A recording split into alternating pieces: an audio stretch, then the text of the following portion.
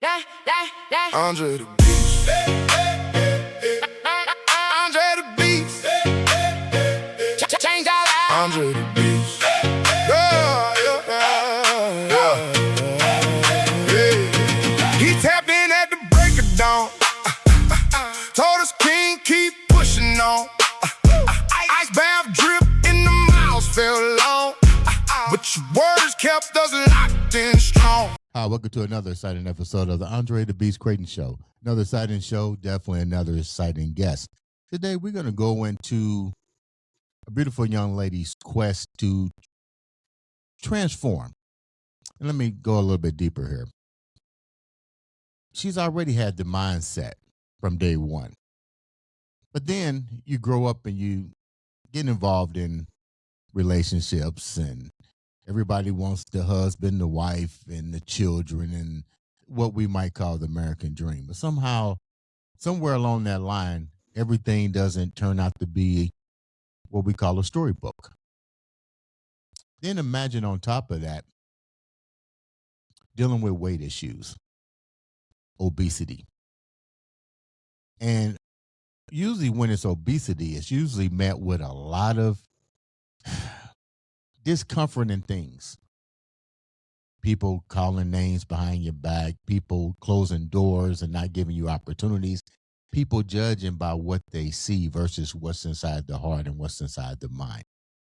Today on the show, all the way from Oklahoma, we have Skyla Fowler, who's going to take us down that road on transformation and still at the same time keeping that beast mindset. How we doing, baby girl?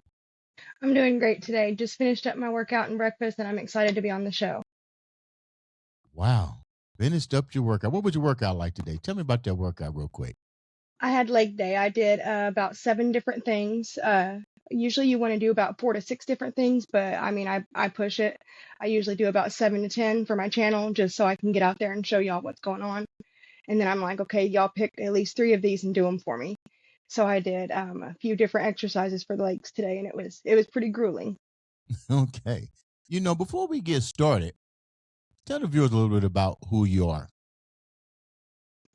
I'm a single mother. I have 2 wonderful kiddos. I'm a domestic violence survivor. I went through that during my obesity. So once I left that relationship and I looked in the mirror and I realized I didn't like what I was seeing anymore, I decided to make a change. And the next day, everything changed. I started eating better and I started exercising. I joined a gym. And then when I realized I couldn't get to the gym because of my daughter, I started doing at-home workouts. And then I was like, well, there's got to be more women out there that struggle getting to the gym like I do. So that's when I created my channel. And it's awesome to see how many people like root for you and stuff, even though you do get the negative comments, obviously. But the amount of positive comments and, positive affirmations and everything has really helped push me through and go to the next day and the next workout and keep my motivation up. You're pretty young. You mentioned 2 key words here. You mentioned long-term obesity and domestic violence. Let's start with the long-term obesity. How long had this been a problem for you? Well, it started whenever I was pregnant with my son. When I was about 26, I gained over like about 100 pounds with preeclampsia. I almost actually died in delivery. Because I had preeclampsia, they had to give me magnesium to be able to keep me alive basically during birth. And after my son, I just couldn't get the weight off for nothing. What did the doctors say that might be a cause of not being able to get the weight off? And was Majoro and all that stuff available during the time of your pregnancy, or did those drugs come later? They came later, and I never really saw a doctor about my weight gain. I was just too embarrassed I was just embarrassed, and I just didn't talk to anybody. I didn't, like, whenever I would take pictures, I would never be in them, It was just an embarrassing thing I didn't want to talk about. I'm like, okay, it'll get better. And then it didn't. So I just immediately just tried to change it for myself, and I never looked back. Now, both of your children, you mentioned 2 children, correct? Yes. Did you have this weight issue with both of your pregnancies? Yes, I gained a little bit of weight with my daughter as well. I gained about 80 pounds with her. So Now, it's that, go ahead. Go ahead. and it's been a little bit easier to take it off since her because I was breastfeeding. But since I weaned her breastfeeding, I actually gained a little bit of weight back. So now I'm back at trying to lose a little bit more again. But I've already lost 10 pounds again. So I know it's just another wall, another setback, and I just got to get forward and push through it. Now, is obesity genetically in your family? Yeah, my whole father's side of my family, they're very, very, very big. So that's one thing I have. That's one reason I decided to change because my dad, he has all those problems like diabetes and heart disease, all of those that come with being overweight and obese. And like if you have a parent of that, you're like I think 5 to 10 times more likely to have those issues yourself. So that's why I wanted to, change and be healthier because I don't want my kids to be that way either. You would think that I hate when people use the word hereditary Mhm. because you can change your genetic makeup. You may have predisposed genetic markers or factors. Mhm. Let's get real. You're a prime example. You can change those Yes. markers just by doing a little bit of thing. But let's go back for a minute. You mentioned a history of it. Wasn't this a concern for your family and their families and continuous generations? I'm sure it probably was. I mean, I know my dad, he lost a couple 100 pounds, and I'm proud of him for that. And yeah, I think it was. What about you? You said you didn't really talk about your obesity with your doctors, but if you having problems with weight, that would put you in. I would assume I'm not a doctor. What they call high risk pregnancy, not Yeah, once, I twice. yeah, I didn't gain enough weight to be considered high risk for my daughter, but I did with my son. And they tested me for gestational diabetes and all that, but luckily I didn't get that. I just got the preeclampsia. Now, exactly to the audience that don't know medical terminology, what is that? Oh, I'm sorry. It's just basically where you get really high blood pressure in pregnancy, basically. And it can be fatal. Wow. Um. Now let's go here. The domestic part of your life, and I know that's difficult to really talk about, and I don't want to go. Mhm. But when did it start to show its face? Was it during both pregnancies? Is both of the It's kids actually at the same time? my kids have different fathers. So my son's father is great, but my daughter's father is the problem. Um, he hid his true identity from me for a good time, long enough for me to be able to move in and get pregnant and everything. And then, well, actually, it he started to show signs before, but then he really got bad, and it he almost killed me whenever I was holding my daughter. What do you mean he showed his signs before? Because this is what I hear from a lot of people that get involved in these situations.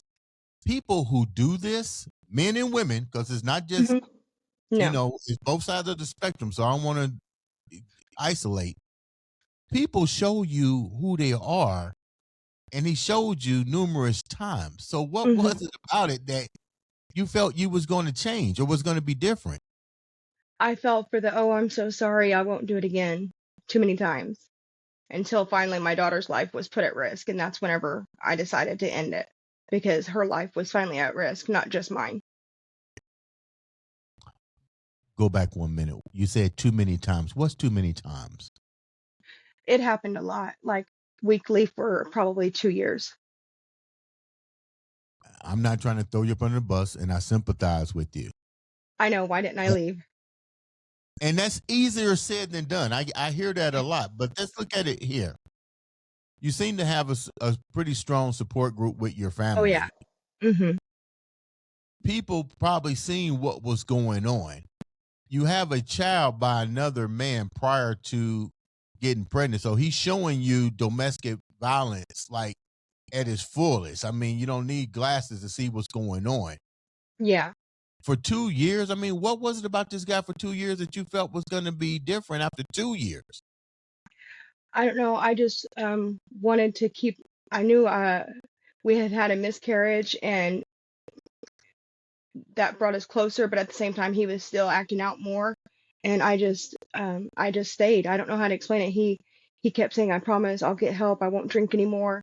And then he wouldn't drink until it was like a big argument, and then he would go sneak and get a bottle, and then he would come back and hit me. So, So his poison was alcoholism. yeah, big time. You He would think.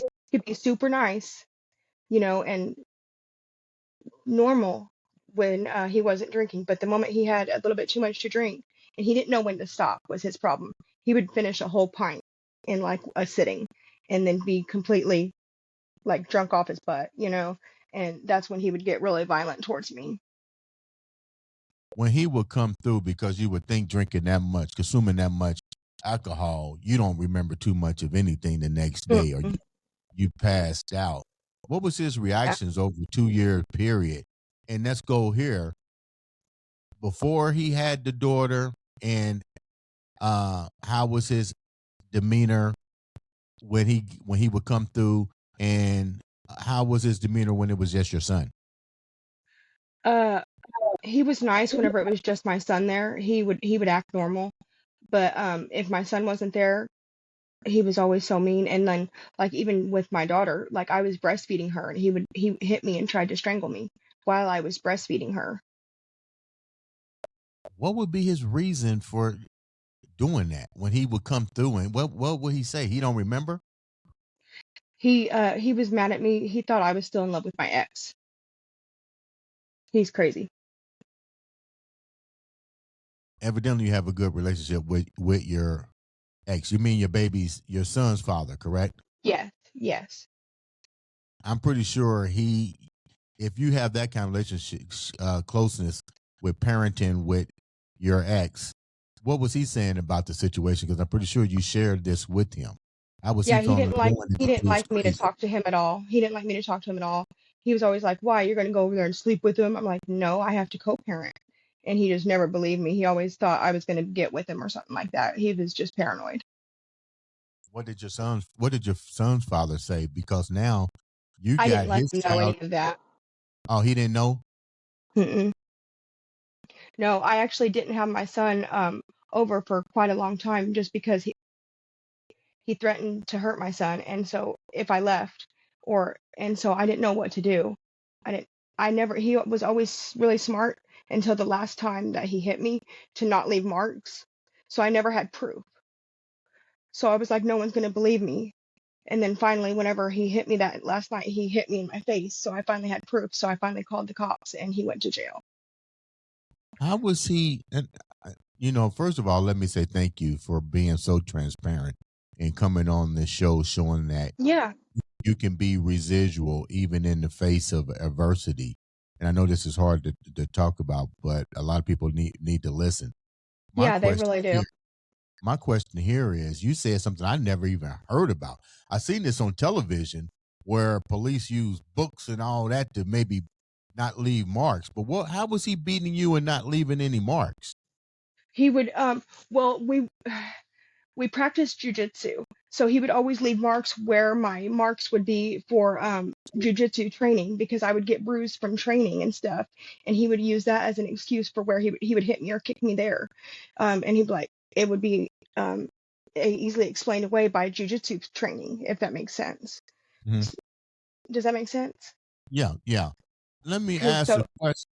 Go ahead. yeah, Go ahead. go ahead. So you say he was using jujitsu when when you would call the police would say he would just pull them aside and say, "Hey, we was practicing jujitsu." No, I never called the police except the last time. Let me ask this question. I'm trying to put myself in your shoes. Hmm. I hate the what if. Did you have the means to leave? And let me say No. this, because some people don't have the financials, may not have the education, may not. There could be a numerous factors here. What was the factors that kept you in that situation? I didn't have a running vehicle at the time or any money, so I could never leave when I wanted to. I was always dependent on him to take me. Do you have siblings, brothers, and sisters? I'm an only child. What did your parents say about this? Did you keep it away My from them? mom, my mom, she said she kind of knew, but she didn't know how bad it was, and she's like was angered at from me for not telling her before, because she would have obviously let me come back home, because that's what I did. I came back home to live with her, but I wasn't seeing So that at the time, so I was just so afraid, and I didn't want to. I didn't. It was embarrassing. I didn't want anybody to know what was going on, and I thought I could fix them. could you say that again? I think that's key for people. You I thought thought you I what? thought I could fix him. Yeah, I know. How that's crazy. How did you think you was gonna fix him? Hide the liquor? By by finally getting him to abstain from the liquor and us going to counseling, because that's what we were talking about. But then he just kept going back to the booze. You said the final straw was when your daughter's life was both Yes, of you sir. guys' life was put in danger. Walk me down that particular That moment. night, Yeah. he was really off his rocker. He had loaded guns pointing at me and my daughter. He was cocking it, uncocking it, loading it, and unloading it in front of me. A bullet actually, whenever he was putting around in the chamber, one flew out and hit my back. He threw a lighter at the wall and it exploded. He hit me. He threw a bag of diapers at my face. He strangled me while I was breastfeeding. He slapped me in the face while I was breastfeeding. He kicked me, and then he tried to strangle me. It was a really bad night. And that's when the police came and apprehended him. Yeah, I finally called the cops. Yeah. Did he bond out? What happened after you called the cops? He goes to jail. Does he Yeah. bond out? Do you get afraid for your life? What's his name? We I hear have about him going to jail, but what happened if he got out? He bonded out and he only got probation. He didn't have to serve any jail time, which I think is a complete disgrace. Like, he should be in jail right now, in my opinion. He tried to kill me, but he's not in jail. Um, but I do luckily have a 5-year protection order on him. So if he makes any type of contact to me, he will go to jail. But you have a child by him, so there has to be some type of communication. Or It's all through the court. does he not It's have all through the court. parental rights? Yeah, he gets to see her for an hour and a half every other week, Is, supervised. yeah, supervised. Mhm. Well, I'm glad that you finally took the steps to protect you and your daughter. Thank Let you. me go here, and this might be sensitive. I want the viewers to bear with me as I say this. You also was dealing with obesity. hmm Did a lot of that come up in the conversation and stuff? You know, with the Yeah, arguments and stuff. he would make fun of me for being fat, and he would call me disgusting and stuff like that, and like, oh, you could look good for your ex, but you can't look good for me.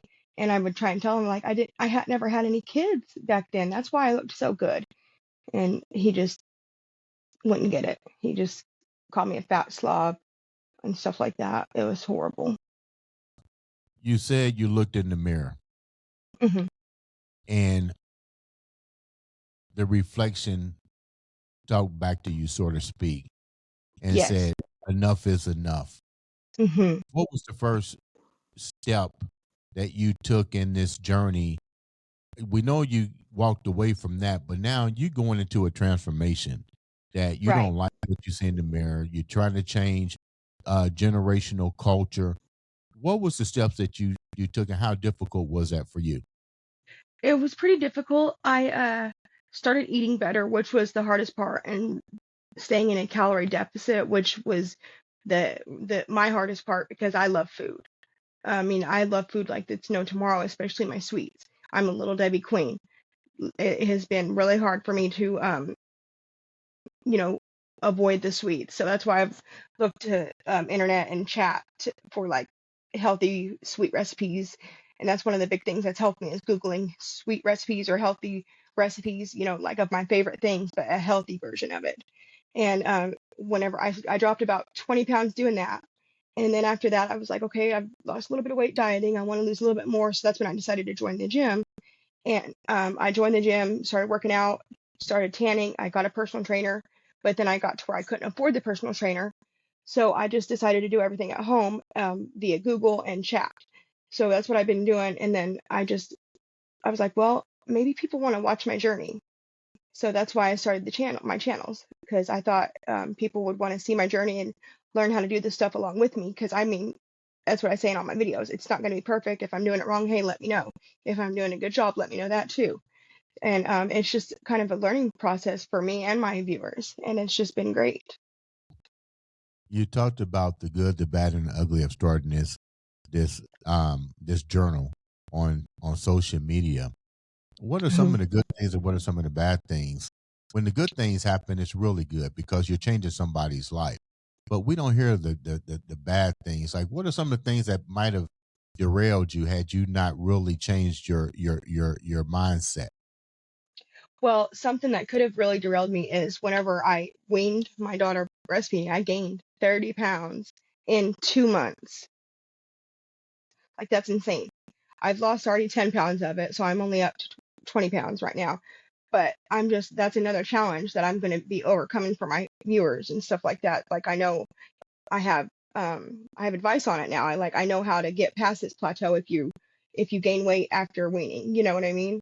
And I think that could be very beneficial to some mothers out there because you're not alone. I know I'm not alone. It happens a lot.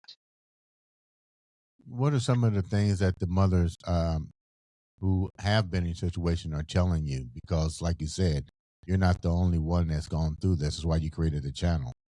Hmm. Can you repeat the question? I didn't hear it. I'm sorry. What are some of the things that you're hearing from the women that are viewing you on your channel? Like, what are some of the things that Oh, they're just doing? positive. Keep it up. You go, girl. You're a beast. Stuff like that, and it's great. I love seeing motivational stuff. It really helps me ignore the negative comments. Now that you in that situation to where you're losing, you're taking accountability for your health and your Hmm. overall wellness. But how are you doing mentally? How are you preparing it mentally? Because believe me, I know it's cool to be in the gym. I get it, but the reality is you still have two children, Hmm. and the fact is, the matter is, um, domestic violence does a different number on you mentally than anything else. So how do you deal with Yeah. that mental aspect? Well, just to be completely transparent, therapy and medication have helped a lot. If I'm being completely transparent, I did need medication and therapy to get over my trauma from that because I had PTSD and night terrors and anxiety and all that. And it's just something that I needed to help cope with. And since then, it's been a complete change in my whole lifestyle. What has have what contact? Let me rephrase this. During the supervised visit, does he talk to you at all about his behavior pattern? I can't talk to him. I give my daughter to a supervisor, and then the supervisor goes with him the whole visit. And he So I has don't. never tried to reach out to you and did, He's too did smart. He'll go to jail. He knows I'll report him, and he'll go to jail. I wish he would, so I could send him to jail, but he won't do it. how does that's I get that. Hmm. But let's go here for a minute because a lot of listeners will look at this in several different aspects. What he did was wrong, but he's still the father. Does he Hmm. have the right to show that he's changed? Would that make a difference? What would he have to do He to has to prove go to through you that AA. he's different? Well, by the courts, he has to go through AA and some classes and stuff like that before he can even like move up a little bit to be unsupervised, because it's going to be like this for a while. Mm. But he will have he has parental rights. It's just he did such a bad thing right now. They're so limited because of the bad thing he did. Now, He's how lucky to get involved? any. Excuse me. How involved are you in the rehabilitation with him, I as far as being a parent? I don't have nothing. I don't want to have nothing to do with him anymore, and I don't care. I mean, it might sound rude, but like I hope he does good for our daughter because I don't want her to ever go through any of his meanness that I went through. And that's Mhm. just what I worry about is if he gets her unsupervised, what is she gonna see? Like I hope she's big enough to be able to tell me. Like, oh, daddy hit me, daddy yelled at me, because right now she's only 2. She can't really articulate that as well. Mhm. Wow. So I just hope it stays like this for at least a couple more years. What have you learned through this journey of yours? Because you still have a lot more um, knowledge, a lot more stuff that Yeah. you want to give to people. But so far, what have you learned from all this? Do not ignore the red flags. Just don't do it. You see red flags, run the other way in the exact opposite direction. Like that's I didn't listen to my red flags or my gut whenever I should have. And I ended up in that relationship for so long and too long. Tell me about the fitness channel that you created, and what was its purpose, and what are you looking to do with this channel? I'm looking to help people and get some help because, like I said, I'm just going off Google for my exercises, and I just love to put it out there, and I want people to see my transformation and know you can do this at home. Because even though I have dumbbells, I do workouts with water bottles or cans to show people that you can do it at home without any equipment. Just and I tell them it's up to you. If you don't like what you see in the mirror, you got to change it. That's what I did. I put down the fork and I picked up the weight, and I'm down 80 pounds now. I like the way you said that. I'd never heard that. You put down the fork and you lift up the weight. Hey, my hat's off to you. How can the viewers reach out to you and know more about you and your channel and follow you on this beautiful journey? Yeah, I they can follow me on Instagram or DM me. I always answer my DMs, just because I love to talk to my fans. And I do have a YouTube and a Twitter as well. Now, my last question: what's the future for you? You definitely got that beast mindset, but what's the future for you? Hopefully getting some brand deals and getting a lot of followers, and eventually, I would like to get my personal training certificate, so I could be a personal trainer like over the online and stuff like that, and help people, even more people, help get them in shape. Sounds like a winner. You know what? I wish you the best of luck. If we can ever be of some assistance here at the Andre the Beast Creating Show and IMB Studios, feel free to reach out to us and let us know. Ladies and gentlemen, make sure you subscribe. Click that button. All it takes is one click to make a difference in somebody's life or change your own. This has been another, and I do mean another, exciting episode of Andre the Beast Creating Show. Andre the Beast. Andre the Beast. Change our lives. Andre the